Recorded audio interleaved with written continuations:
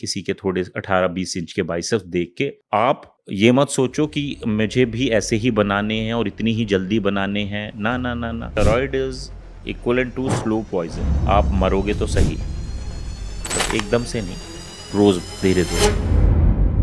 एक last question, आपके हिसाब से द राइट विंडो कि रात को 12 बजे खा रहे हैं is not a good thing, what is the right time to end the day?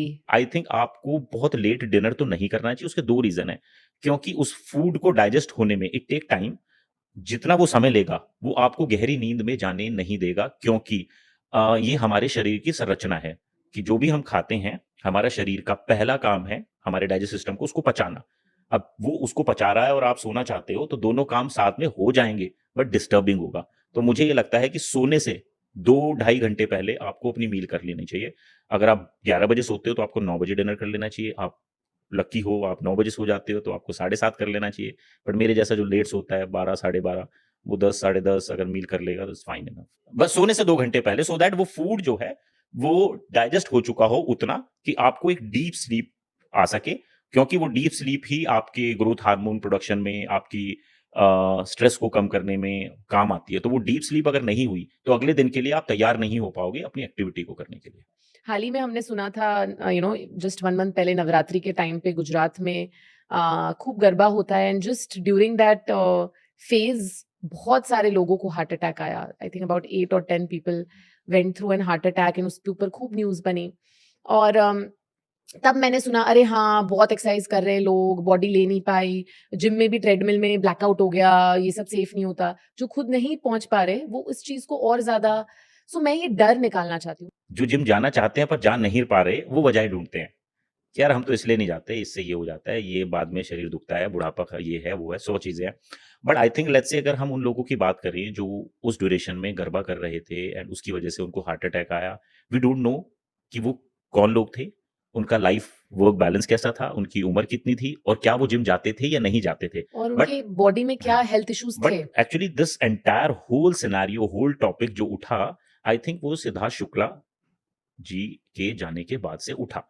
तब मैंने पहली बार किसी व्यक्ति को सुना ये कहते हुए जिम अच्छी चीज़ नहीं होती और ये प्रोटीन पीने से हार्ट अटैक आता है। मुझे ये समझ में नहीं आता कि प्रोटीन का, जिम का से हार्ट अटैक का क्या मतलब है? क्योंकि देखो कितने लोग डायबिटीज़ से मरते हैं, कितने लोग रोड एक्सीडेंट से मरते हैं, कितने लोग अलग-अलग तरीकों से हम मतलब रोज़ ही दुनिया छोड़ के जा रहे हैं लोग। बट लोगों को प्रॉब्लम तब होती है जब ट्रेडमिल पे कोई मरता है। ठीक है? बट उसका भी एक बहुत अच्छा वो है। आई थिंक अगर किसी व्यक्ति विशेष की बात ना करें, नॉर्मल सिनेरियो समझें, लेट्स से मैंने ये डिसाइड किया मुझे जिम जाना है। बट क्या मेरी बॉडी ने डिसाइड किया? मैंने अपने आप को बोल दिया कल से मुझे जिम जाना है, बट क्या मेरी बॉडी ने मुझे बोला कि मेरे को जिम जाना है?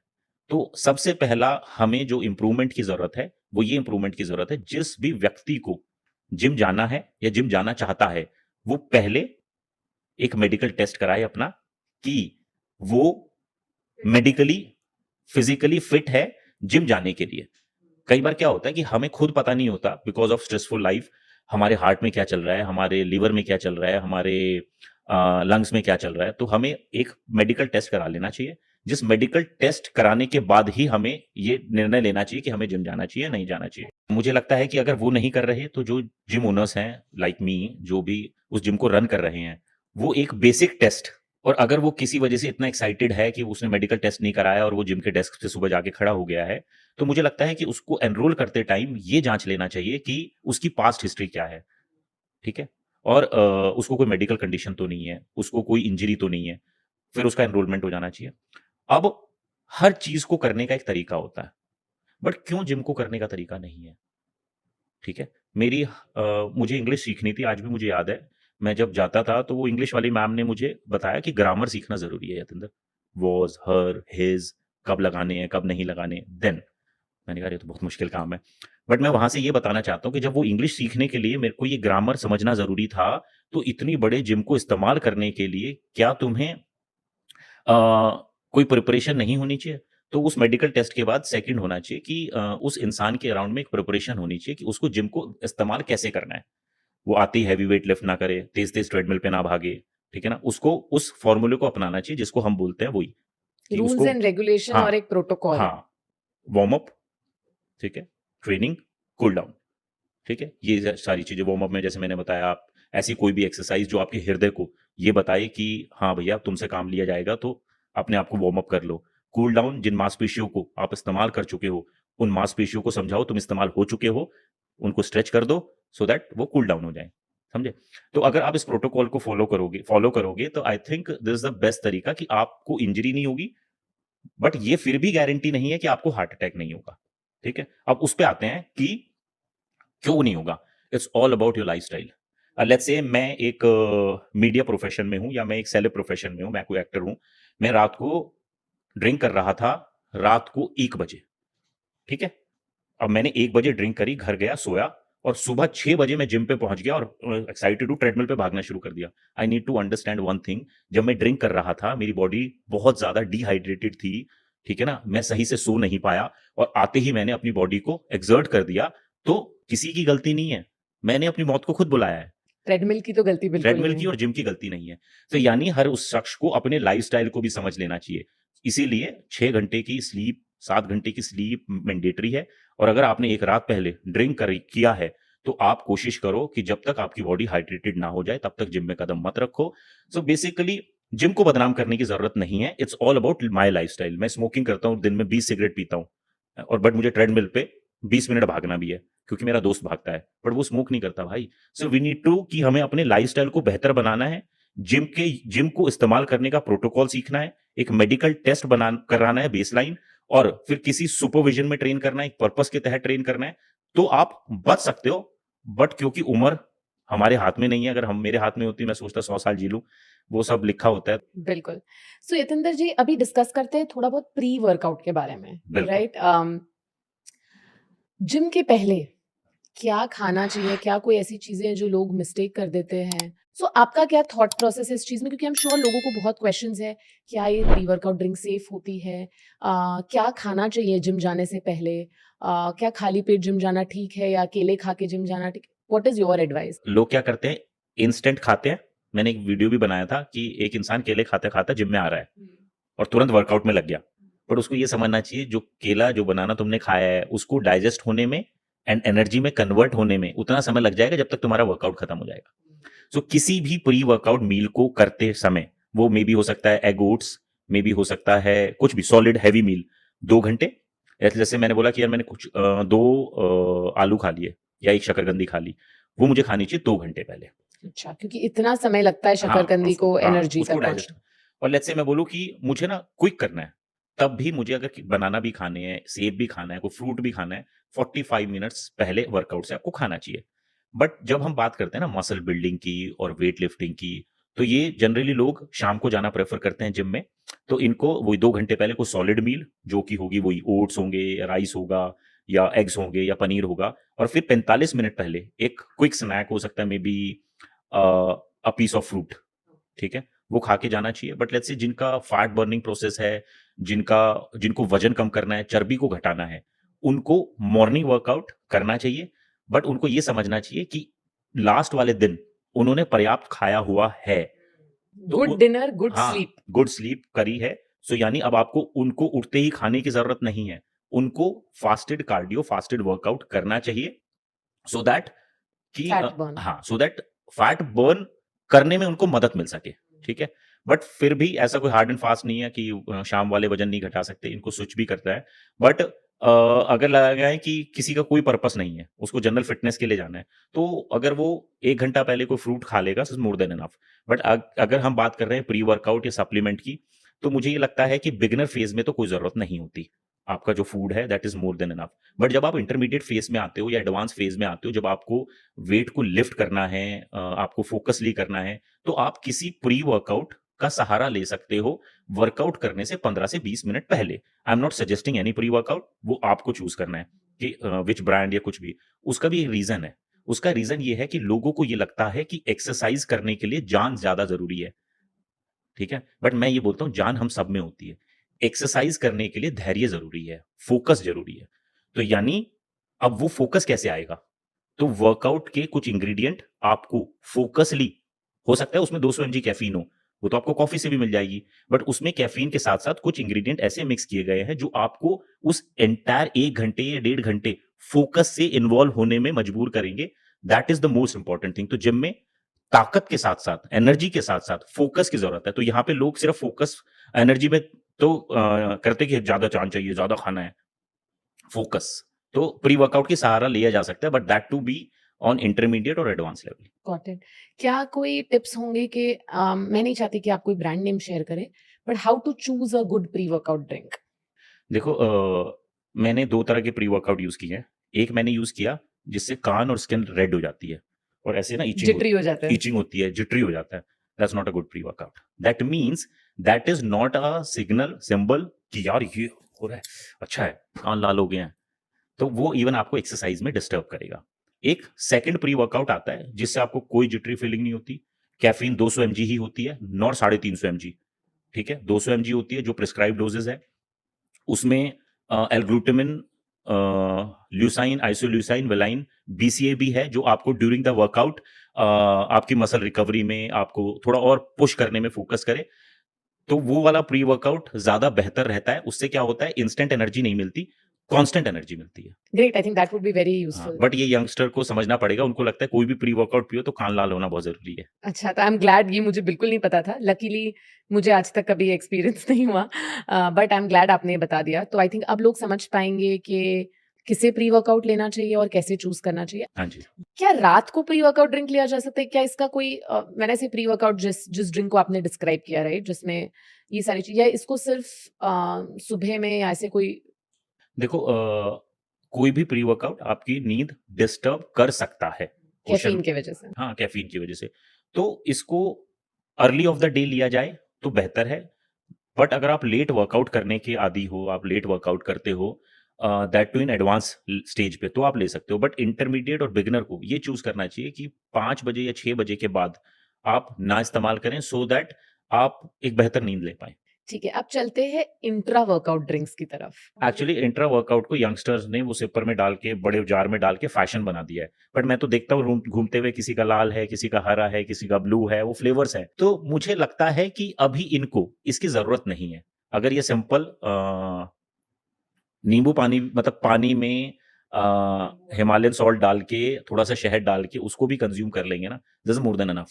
बट येस, अगर आप इंटरमीडिएट वर्कआउट करते हो, हेवी ड्यूटी करते हो, तो आप इन बिटवीन ऐसा कोई फ्लेवर चूज़ कर सकते हो जो आपको पसंद हो, दैट टू गिव उसके साथ-साथ अगर आपको एसेंशियल अमीनो एसिड या ब्रांच चेन अमीनो एसिड मिल रहे हैं, तो अच्छा है। बट मुझे लगता है कि इंटरमीडिएट और एडवांस लोग कम पीते हैं, बिगिनर ज़्यादा पीते हैं। बीसीडब्ल्यूए होता क्या है, और जब हम ये पीते हैं तो बॉडी में क्या होता है? अगर आप थोड़ा-सा बता सकें। बीसीडबल इज ब्रांचीन अमीनो एसिड, ल्यूसाइन, आइसोल्यूसाइन और वेलाइन। ये ऐसे अमीनो हैं जो कि आपकी मसल रिकवरी में, मसल ग्रोथ में, ओवरऑल हेल्थ में को बेहतर बनाते हैं। जब आप मसल को बिल्ड करने लग जाते हो तो आपको इन 3 अमीनोज की ज्यादा जरूरत होती है एज कंपेयर टू अदर्स।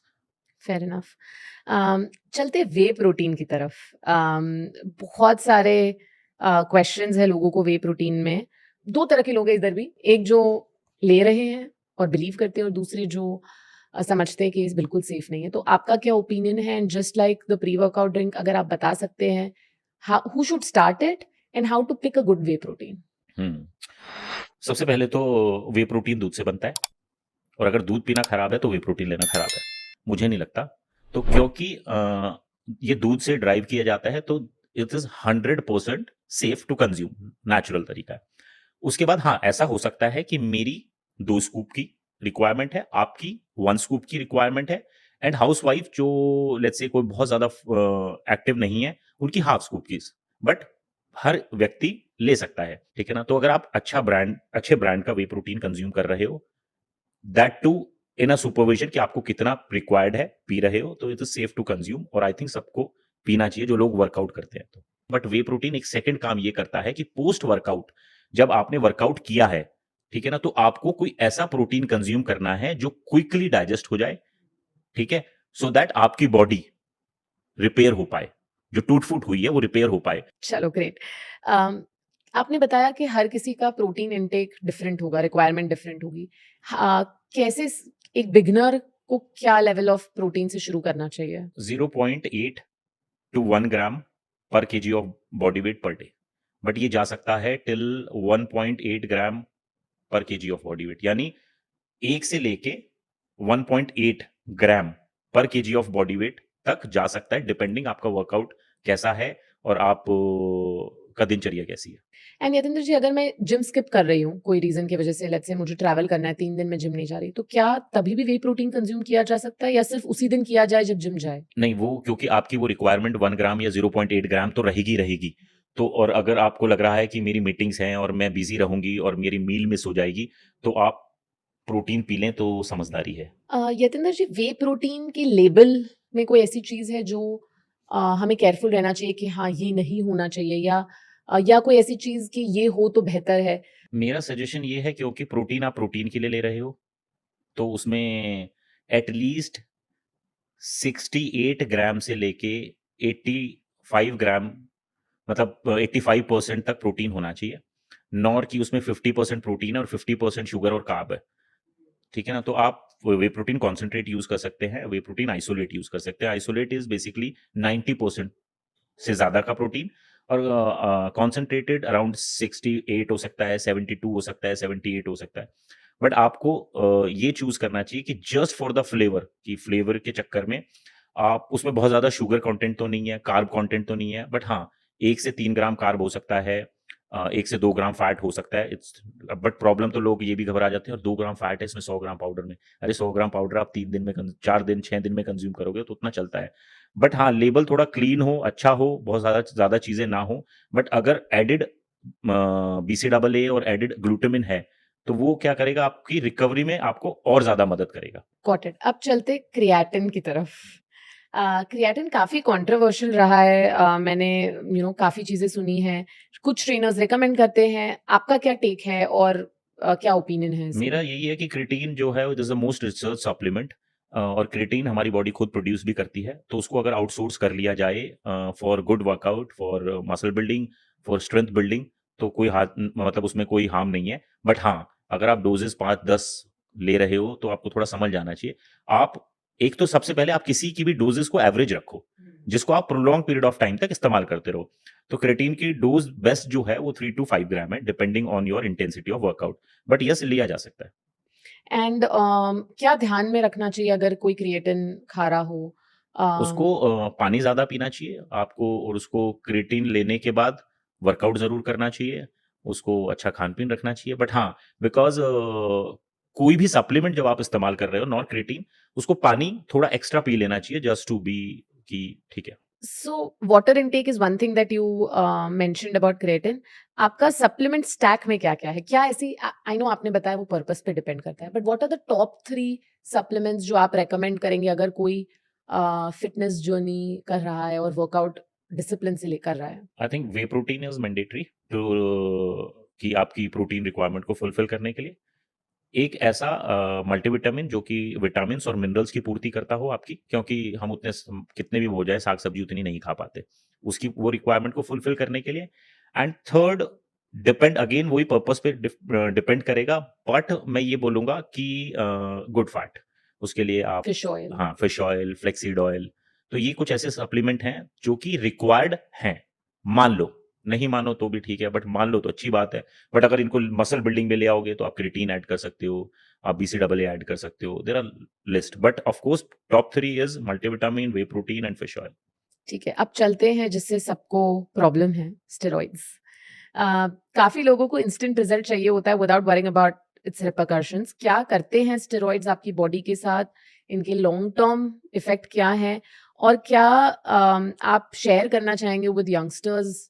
अगर लेट्स से वन वर्ड देना हो, so steroid is equivalent to slow poison. ठीक है, आप मरोगे तो सही, बट एकदम से नहीं, बट रोज धीरे धीरे। तो लेट्स से क्या करता है ऐसा स्टेरॉइड बॉडी में? अब किसी के शरीर में अगर मैं थोड़ा जहर रोज दूंगा उसको, तो वो 30 में नहीं, 300 में नहीं, 3000 दिन जब होंगे वो मर जाएगा। तो दिस अ स्लो पॉइजन।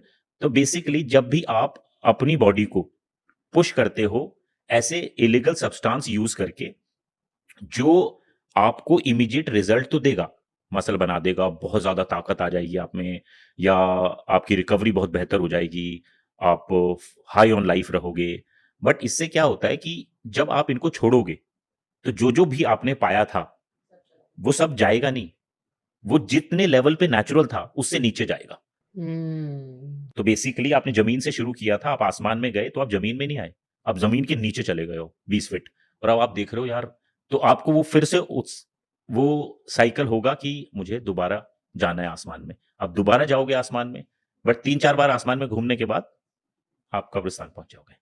तो आई थिंक मैं यंगस्टर्स को यही बोलना चाहता हूँ आई कि लाइक आप कब्रिस्तान पहुंच जाओगे। तो इसीलिए मैं एक्चुअली इसके अगेंस्ट इसीलिए भी हूँ कि किसी को भी देख के, किसी की भी थोड़ी-सी बॉडी देख के, किसी के थोड़े 18-20 इंच के बाइसेप्स देख के, आप ये मत सोचो कि मुझे भी ऐसे ही बनाने हैं और इतनी ही जल्दी बनाने हैं। ना, ना, ना, ना। आप डाइट से, अच्छी वर्कआउट से, अच्छी फिज़ीक बना सकते हो। अनलेस और अंटिल आपको कॉम्पिटिटिव लेवल पे नहीं जाना। So don't ever try to be कि मैं एक भी कुछ यूज़ कर लूँ। और अगर आपको कोई सजेस्ट भी करता है, उस इंसान से बहुत ज़्यादा दूरी बनाओ। तो दैट मीन्स अगर किसी ने आपको सजेस्ट किया है, यानी वो आपके साथ नहीं है, वो आपके खिलाफ है। बहुत बढ़िया वे में आपने बताया। सो यतेंद्र जी, व्हाट द हेल्थ पॉडकास्ट का सबसे इम्पोर्टेंट पीस है कि हम लोगों की सोच को यहाँ लाए और एक्सपर्ट्स की मदद से वो सोच सही है या गलत है, हम उसे कहते हैं व्हाट द हेल्थ करना। तो हमें आपकी हेल्प चाहिए। यहाँ पे मेरे पास कार्ड में कुछ ऐसी चीज़ें जो हमें लोगों ने लिखी है, जो हम सुन रहे हैं हमारे कमेंट्स में, हमारे ईमेल्स में, और मैं उन्हें रीड करूंगी। आप बताइए कि ये फैक्ट है या ये गलत है। ओके। स्ट्रेंथ ट्रेनिंग बंद करने के बाद बॉडी फैट हो जाती है, ये तो मैंने सुना हुआ है। मसल कभी फैट में कन्वर्ट नहीं हो सकता और फैट कभी मसल में नहीं। इनफैक्ट मसल रहेगा तो मेटाबॉलिज्म बेटर बेटर रहेगा। रहेगा और ऑफ कोर्स जब आप वर्कआउट कर रहे हो और जब नहीं कर रहे हो, जब जैसे वर्कआउट कर रहे हो तो आपका मसल थोड़ा कम होगा, बट आपकी मसल मेमोरी इतनी बेहतर हो जाएगी कि जैसे ही आप तुरंत वर्कआउट करना शुरू करोगे, तो आप नॉर्मल इंसान की अपेक्षा जल्दी मसल स्ट्रेंथन और बिल्ड कर लोगे। सिर्फ मॉर्निंग में ही एक्सरसाइज करने से आप फिट रह सकते हैं। नहीं, फैक्ट नहीं है। 1 घंटे से ज्यादा एक्सरसाइज नहीं करनी चाहिए। वैसे तो आई थिंक 1 घंटे से ज़्यादा एक्सरसाइज़ आप कर ही नहीं सकते अगर आप बिना फ़ोन के, बिना बातें करे कर रहे हो और स्ट्रेंथ लगा रहे हो पूरी। बट फिर भी 1 घंटे 20 मिनट तक जा सकती है। कार्डियो करने से पहले फास्ट करना चाहिए। It's not compulsory, it's depend on your goal. If you want to lose body fat percentage तो वी सजेस्ट कि आपको फास्टेड कार्डियो करना चाहिए। जिम में सिर्फ हैवी वेट उठाने से ही बॉडी बनती है। गलत। वर्कआउट से करने वाले को मास्टरबेशन नहीं करना चाहिए। बहुत सारे यंगस्टर्स आई थिंक ये पूछना चाहेंगे, बट आई थिंक मास्टरबेशन का और वर्कआउट का कोई लेना-देना नहीं है। बट फिर भी यंगस्टर्स को मैं सजेस्ट करूँगा कि अगर आप वेट ट्रेनिंग कर रहे हैं और फिटनेस में हैं, मसल बिल्ड करना चाहते हैं, तो ऐसा नहीं है कि मास्टरबेट नहीं कर सकते, बट फिर भी आपको अपने ऊपर कंट्रोल रखना चाहिए। हैवी वेट लिफ्टिंग से हाइट नहीं बढ़ती है। Actually height is all about genetics. अब लोग गेस कर लेंगे मेरी हाइट छोटी है तो उसने बहुत वज़न उठाया इसीलिए छोटी है, इसलिए छोटी नहीं है। It's all about genetic. तो हाइट का मोर और लेस जेनेटिक्स से बड़ा रोल होता है, बट ऐसा नहीं है कि वज़न उठाओगे तो हाइट नहीं बढ़ेगी। बढ़नी होगी तो बढ़ेगी, नहीं बढ़नी होगी तो नहीं भी बढ़ेगी। So the next round that we have here Yatendra ji is, मेरे पास यहाँ पे ऐसे क्वेश्चंस है जो लोगों ने हमें लिखा है स्पेशली आपसे पूछने के लिए when you come here. So I will start with the first one. नमस्ते सर, मेरा नाम अर्जुन है, मेरी उम्र 25 साल है और वेट 60 किलो है। मसल बिल्डिंग के लिए पीपीएल और स्प्लिट में से कौन सी एक्सरसाइज बेस्ट है? एक्चुअली मुझे लगता है कि जिसको मसल बिल्ड करने हैं, उसको अगर कोई वर्कआउट चूज़ करना है तो I think single muscle group, जैसे लेट्स से आपने एक दिन चेस्ट किया, एक दिन बैक किया, एक दिन शोल्डर किया, एक दिन लेग्स किया, ठीक है? तो इस तरह का वर्कआउट शेड्यूल करना चाहिए कि जब आप 45 मिनट्स के लिए एक मसल को ट्रेन करो, उसके बाद छोड़ दो। बहुत ज़्यादा ट्रेन नहीं करना। बट अगर ऐसा मैंने 3 महीने किया है, तो फिर मुझे 3 महीने के बाद double muscle in a day, let's say मैंने चेस्ट के साथ ट्राइसेप्स कर लिया, बैक के साथ बाइसेप्स कर लिया, ठीक है? क्वाड्स अलग कर लिए, शोल्डर अलग कर दिए। तो आपको ये वो बेहतर बता पाएगा जो आपको कोच करता है, जो आपको ट्रेन करता है, जिसकी नज़रों के सामने आप रहते हो कि आपका प्रोग्रेस कैसा हो रहा है, हाइट, वेट कितना है। मेरे लिए ये बता पाना थोड़ा-सा मुश्किल होगा, बट सिंगल स्प्लिट जो होता है, वो बेस्ट वर्कआउट शेड्यूल होता है। ओके। हेलो सर, मैं जिम में मसल बिल्ड करने के लिए एक्सरसाइज करता हूँ, लेकिन मैं 1 घंटे बैडमिंटन भी खेलता हूँ। क्या ऐसे करने से मेरी मसल बिल्डिंग पर नेगेटिव इफेक्ट होगा और मेरा मसल लॉस हो जाएगा? देखो, अगर आपकी डाइट अच्छी है और आप इनफ फूड खा रहे हो, तो नहीं होगा। बट फिर भी अगर आप जो बैडमिंटन खेलते हो, उसकी इंटेंसिटी बहुत ज़्यादा हाई है, तो आपको मसल लॉस का खतरा रह सकता है। बट अगर आपने अपनी डाइट अच्छी रखी, आपने कुछ सप्लीमेंट का सहारा ले लिया, तो ऐसा नहीं है। बट फिर भी ये सजेस्ट है कि रोज़ बैडमिंटन ना खेलें। अगर उनको लेट्स से शौकिया तौर तौर पे खेलना ही है, तो वो वीकेंड पे या हफ्ते में 2 बार खेल लें और बाकी दिन अपना वर्कआउट करें, अगर मसल बिल्डिंग पर्पस है। हेलो सर, मेरा वजन 88 किलो है। मैं मॉर्निंग में 1 घंटा कार्डियो ट्रेनिंग करता हूँ और घर में 2 घंटे स्ट्रेंथ ट्रेनिंग। डाइट में मैं 4 चपाती, 8 अंडे, 1 एप्पल, 1 बोल सैलेड के साथ 1 ग्लास मिल्क लेता हूँ। क्या मुझे और कार्ब्स लेना चाहिए और मुझे प्रोटीन इंक्रीज़ करना चाहिए? हुँ। तो सबसे पहले तो जो इंसान 3 घंटे वर्कआउट कर रहा है, तो वो वर्कआउट नहीं कर रहा। उसकी इंटेंसिटी बहुत कम है, क्योंकि आप किसी भी सूरत में moderate to high intense workout, strength 1 घंटा 10 मिनट और कार्डियो 30 मिनट्स, इससे ज़्यादा नहीं कर सकते, नहीं करना चाहिए। तो सबसे पहले तो उनको अपना वर्कआउट जो टाइम है, उसको घटा देना चाहिए।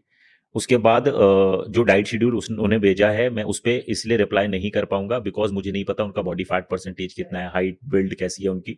बट फिर भी जो हमने बहुत सारी चर्चाएँ करी हैं, 1 ग्राम प्रोटीन पर KG of body weight is mandatory requirement है। बट हाँ, क्योंकि ये ओवर ट्रेनिंग कर रहे हैं, इससे इनको रिज़ल्ट आएगा नहीं। इससे इवन रिज़ल्ट आना कम हो जाएगा बिकॉज़ हमारी बॉडी जब बहुत ज़्यादा थक जाती है, तो रिस्पॉन्ड नहीं करती अच्छा। सर पहले मैं 95 केजी का था, अब 70 केजी, बट मेरा पेट अभी भी पूरा नहीं गया और हाथ बहुत ज़्यादा ही पतले हो गए हैं। Now I want to build muscle and get my belly in shape. What can I do to achieve this? हाँ, क्योंकि उनको ये बताया गया था कि तुम्हें वज़न घटाना है, तो कार्डियो करो बहुत ज़्यादा। तो उनका क्या हुआ, कार्डियो करने से वज़न तो कम हो गया, बट मसल भी कम हो गए। क्योंकि जब भी आप मोटे होते हो और मोटे से पतले होते हो, तो आप फैट तो जल्दी कम कर लेते हो, बट आपकी स्किन को सेट होने में, आपकी स्किन को न्यू टेक्सचर लेने में टेक टाइम। तो आपको क्या करना चाहिए, आपको वज़न घटाते हुए भी कार्डियो के साथ-साथ स्ट्रेंथ ट्रेनिंग का सहारा लेना चाहिए, सो दैट आपका मसल मास भी बढ़े, तो पैरेलली बॉडी फैट भी कम होता रहे, बहुत ड्रास्टिकली कम ना हो, स्किन को थोड़ा सेट होने का टाइम मिल जाए। तो वो जो बोल रहे हैं tummy, that's not, it's basically a sagging skin हो सकता है। बट अब क्योंकि वो हाथ पतले हो गए हैं बहुत ज़्यादा कार्डियो करके, तो इनको है कि इनको ज़्यादा वेट ट्रेनिंग वेट करना ट्रेनिंग करनी चाहिए। चाहिए। सर मैं स्किनी हूँ और बल्क बॉडी चाहता हूँ, जिसके लिए मैंने लास्ट 6 मंथ से वर्कआउट किया है। मैं आपके जैसे मस्कुलर बाइसेप चाहता हूँ, पर मुझे कोई भी इम्प्रूवमेंट दिखाई नहीं दे रहा। क्या मुझे पाउडर लेना चाहिए? इसका जवाब मैं ही दे देती हूँ। बिल्कुल दो। अब तो मैंने चर्चा करके सब सीख लिया है। समय लगेगा, धैर्य रखो। सर की बॉडी 23 इयर्स से बन रही है। 5-10 साल तो लगेंगे, पर हार मत मानो, करते रहो। It is not about body, it is about giving that 1 hour to yourself every day. और प्रोटीन पाउडर के बारे में तो हमने डिस्कस कर ही लिया है। सो सप्लीमेंट्स, प्रोटीन पाउडर, बीसीएए से आपका जर्नी, जो आपका पर्पस है, उस तक आप जल्दी पहुँचिए। Good answer. On that note, I get full marks.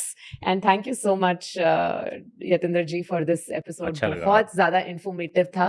And I think वो सारे लोग जो जिम जा रहे हैं और सब चीज़ें कर रहे हैं, वो सारे fundamental जो confusion है वो आपने clear कर दिया है। So thank you so much. But फिर मैं बस यही बोलूँगा, थैंक्स एंड अच्छा लगा आपसे बातें करके। मुझे लगा ही नहीं कि इतना टाइम मतलब बीत गया। और जैसे मैंने आपको बोला, पहले 2 लोग चर्चा करते थे, वैसे भी कर लेते थे बिना माइक के, बट माइक के कर लेते हैं तो रिकॉर्ड हो जाता है, तो ज़्यादा लोगों तक वो बात पहुँचती है। आई होप मेरा जो मैसेज आपके थ्रू कन्वे हुआ, वो लोगों को सही समझ में आए। किसी का दिल दुखा हो, किसी की उम्मीदों को ठेस पहुँची हो, तो मैं क्षमा चाहूँगा। बट येस, राइट इन्फॉर्मेशन जो मेरे साथ घटित घटनाएँ हैं, वो मुझे लोगों तक पहुँचाना अच्छा लगता है, और आई होप उसमें से कुछ लोग पिक एंड चूज़ कर लें। But thanks to you for giving me this mic. Thank you thank so you so much. The much. pleasure is all mine. Thank you.